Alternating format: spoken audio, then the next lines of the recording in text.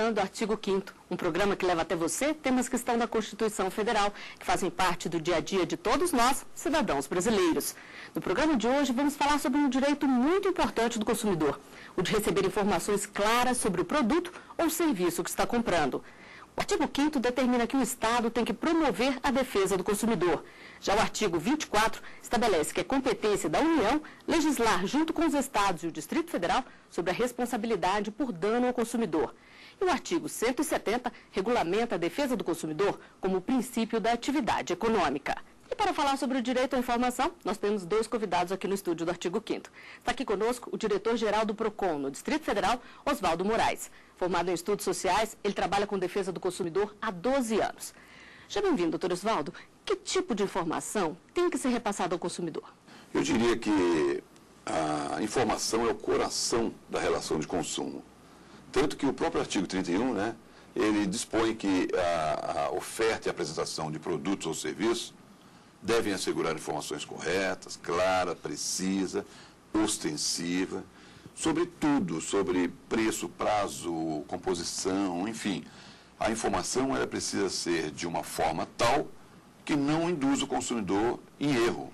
Então, é muito importante, eu costumo dizer que é o coração da relação de consumo, chama-se informação. Também está aqui conosco Walter Fayad de Moura. Ele é professor de Direito do Consumidor e diretor do Instituto Brasileiro de Política e Direito do Consumidor, Brasilcom. Já bem-vindo, doutor Walter. Obrigado. O consumidor, ele usa esse direito de informação que ele tem ou muitas pessoas não prestam atenção no que está escrito? Nós somos num mundo bastante moderno e bastante dinâmico quando a gente compra produto e serviço. Então, hoje o consumidor confia bastante no mercado porque as transações são muito rápidas, principalmente no comércio eletrônico, as publicidades que saem nas televisões, nas rádios. Então, basicamente a gente compra por confiança. Quem tem que passar informação e fazer com que o consumidor tenha discernimento sobre elas ou não é o fornecedor. Por incrível que pareça, a informação ela é um bem do consumidor, mas ela está posta na lei como uma obrigação do fornecedor, ou seja, de quem vende, e também do Estado. O Estado tem que supervisionar e auxiliar no acréscimo de informações, quanto mais melhor. Em matéria de informação, quanto mais informação, melhor, principalmente sobre a advertência. O consumidor, ele pode até não usar, não é por preguiça, mas é por hábito e pela dinâmica do mercado. Mas as principais informações para serem usadas aí deveriam ser sobre a advertência. O que te faz mal se você consumir esse produto ou em excesso, ou qual é a forma mais adequada para ser utilizado. E um tipo de comércio que tem crescido muito é o virtual. Grande parte das negociações hoje é feita pela internet. Neste caso, a informação tem que ser ainda mais detalhada, já que o consumidor não pode conferir o produto antes de decidir pela compra.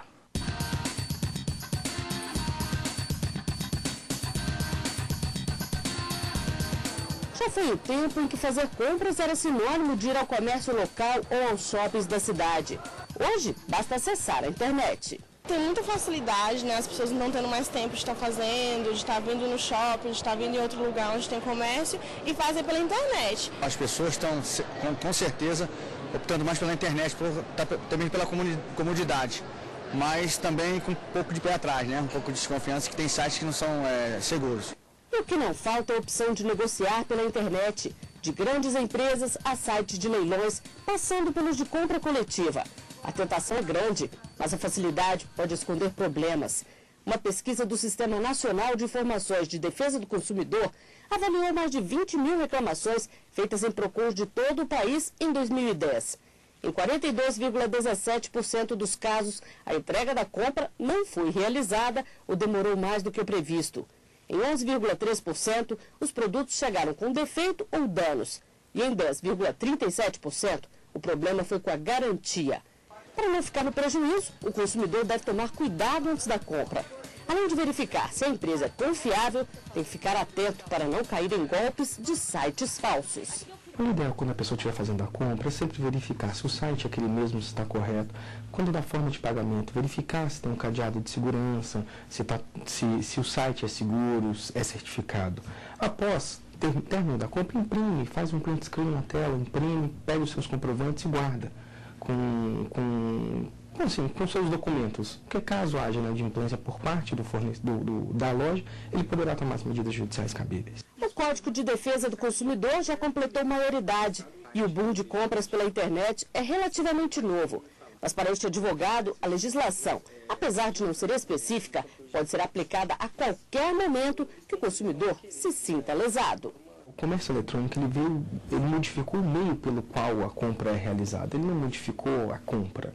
Então, a legislação ela é aplicável. Nós temos aí alguns pontos interessantes, como o direito de arrependimento, toda essa questão que envolve a internet por você estar comprando à distância. É claro que uma regulamentação seria bem-vinda, mas as regras hoje atendem o consumidor de uma forma geral.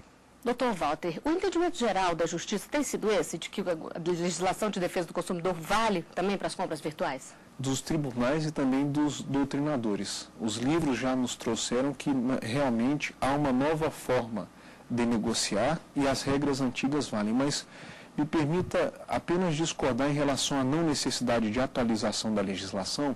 A legislação precisa ser atualizada sim, inclusive se for o caso do Código de Defesa do Consumidor, no aspecto a aumentar as garantias do consumidor exatamente para o comércio eletrônico. O comércio eletrônico é um ambiente muito novo e a nossa legislação ela se encontra um pouquinho defasada para fazer frente às necessidades do consumidor. Veja, por exemplo, que a orientação foi de imprimir telas, as reclamações são altas e para isso a gente precisa mesmo de uma atualização no código, que é uma atualização que inclusive está em andamento. O código precisa se atualizar sobre o comércio eletrônico. Doutor Oswaldo, o que uma pessoa que se sente lesada deve fazer? Por exemplo, ela está num site que não tem endereço e não retorna as ligações ou os e-mails, o que ela deve fazer?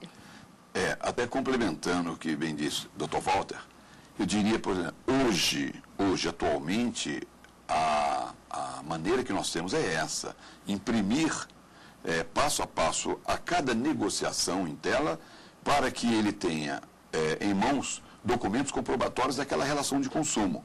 Mas, lembrando sempre o consumidor que o primeiro passo ao comprar no mercado eletrônico é priorizar aquele site de empresas que tenham seu endereço fixo no país, tá? E ainda verificar junto aos órgãos de defesa do consumidor se aquela empresa tem reclamações ou não, em caso positivo, quantas, e se foram ou não resolvidas. É importante ele verificar a idoneidade dessa empresa também. Antes da compra, né? Antes da compra. Doutor Walter, o que a pessoa tem que fazer? É fácil descobrir quem lesa o consumidor pelo meio virtual? Não, o meio virtual ele trouxe uma nova realidade para as relações humanas, que é o anonimato. É a capacidade de você se relacionar com uma pessoa sem você mostrar seu rosto ou sua identidade. Isso é um paradigma, é uma realidade da internet, do meio virtual. Então, nós temos que fazer um meio termo. A gente tem que buscar, como o Dr. Oswaldo falou, cautelas que nos deixem com o pé no chão. Por exemplo, se fiar de que tem um endereço físico, residencial ou comercial de quem é o vendedor. Porque no futuro, se houver algum problema judicial, você vai precisar ajuizar uma ação e endereçar quem é o réu, o mau fornecedor, e qual é o endereço que ele vai receber a citação. Quem compra sem avaliar se quer o endereço físico de quem está vendendo, aí está perdendo a atenção. Então, a gente, mesmo se utilizando de um meio muito cômodo, a gente tem que ter essas cautelas de imprimir, de olhar onde é que está o endereço, de pesquisar. Quem compra inadvertidamente acaba aumentando o risco e acabando tendo grandes chances de ter prejuízo. E o risco é grande mesmo. É grande. Uma pesquisa feita em 2010 por um fabricante de antivírus em 24 países estima que os crimes virtuais provocaram um prejuízo de 114 bilhões de dólares. 430 milhões de pessoas foram afetadas. Ainda segundo a pesquisa, mais de 2/3 dos internautas adultos em todo o mundo já foram lesados em algum momento. Ou seja, são mais de 1 milhão de vítimas por dia. No Brasil, o custo das fraudes chegou a 15 bilhões de dólares. Doutor Walter, quem é vítima de um crime virtual? O que deve fazer? No caso de bancos, por exemplo, que são responsáveis pela maior ocorrência, quem é responsável por esse prejuízo? Olha, a legislação do Código coloca que é responsável pelos danos e pelos vícios no produto e no serviço o fornecedor de produto e serviço.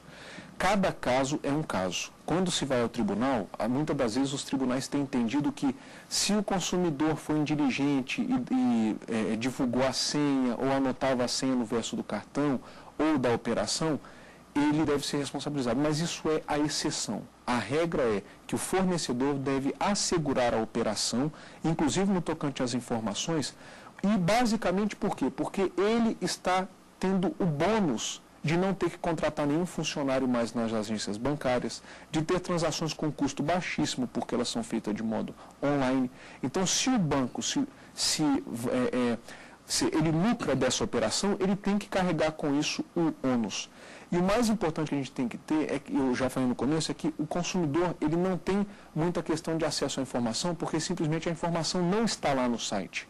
Por isso que ele confia na marca, ele confia no nome da empresa. A empresa é grande, é o meu banco, ele não vai me deixar na mão. E é isso que ele fala na publicidade da televisão. Confie em mim, faça a operação comigo, ele faz aqueles símbolos para a gente confiar, todo mundo está sorrindo, chega lá, você é fraudado. O consumidor não pode ser punido pela insegurança do meio virtual, porque quem veio para o meio virtual foi o banco oferecer o serviço. E nós estamos é a famosa teoria do risco. O banco está oferecendo no meio virtual, ele assume os riscos da operação. Que dica que a gente pode, então, dar para o consumidor, doutor Oswaldo, para ele se prevenir?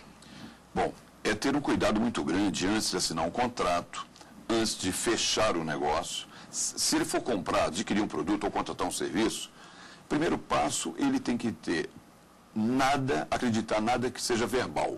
Tudo tem que ser colocado de forma escrita.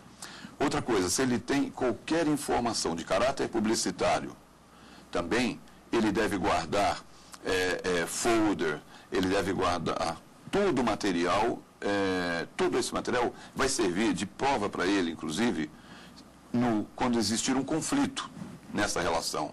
Então é muito importante que ele se cerque de documentação. Quando eu digo, eu vou orientar um consumidor, eu penso muito na esfera administrativa, que é a nossa área no PROCON, porque o PROCON não trabalha com testemunhas, então ele precisa de se proteger com informações, com dados reais para que ele possa dar ao PROCON a oportunidade de defender. Tem que ter tudo documentado. Tudo documentado. E no próximo bloco você vai saber mais sobre os direitos do consumidor. O artigo 5º volta já.